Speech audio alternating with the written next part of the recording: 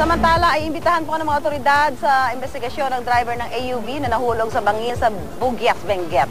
13 po ang patay sa insidente. Aminado ang driver na nakatulog siya habang nagmamaneho. Nagbabalik po si June Veneracion. Ang nakaidlip umanong driver ng AUV na ito ang itinuturong dahilan ng malagim na aksidente sa Bugyas, Benguet. Alas 2:30 ng hapon itong Sabado nang mahulog ang sasakyan sa isang bangin na may lalim na 80 metro. 19 ang sakay ng nadisgrasyang AUV. Pauwi na sila sa bayan ng Mangkayan matapos sumalo sa isang Thanksgiving party sa Bugyas nang maganap ang trahedya. Sa pinakahuling tala ng Police Regional Office ng Cordillera, 13 ang namatay. Karamihan sa mga biktima, magkakamag-anak. Nakaburol na ang mga namatay sa kanilang tahanan sa Bugyas.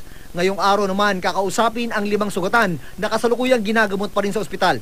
Hindi pa tiyak kung kakasuhan ng mga kamag-anak ng mga biktima ang driver na si Ambrosio Menzi Jr. Nagtamo rin ng ilang sugat si Menzi na aminadong nakatulog habang nagmamaneho. Hindi ko alam meron ako, hindi ko alam wala akong malay. Samat baka di driver ti medyo napuyatan ko di isang labi Oras na makalabas ng ospital, iimbitahan ng pulis ang driver para makuha ng salaysay kaugnay sa insidente. Nakaharap ng GMA News si Jerry Atas, ang kaisa-isang nakatalon mula sa AUV bago ito mahulog sa balon. Hindi muna pinahintulutan ng mga investigador na matanong si Atas dahil sa pinagdadaanan niyang trauma. Patuloy na inimbestigahan ng mga otoridad ang sanhi ng pagkahulog ng sasakyan sa bangin. Pero ayon sa pulisya, posibleng nakaapekto rin ang malakas na ulan at makapal na hamog sa lugar nang mangyari ang insidente. June Veneracion, GMA News.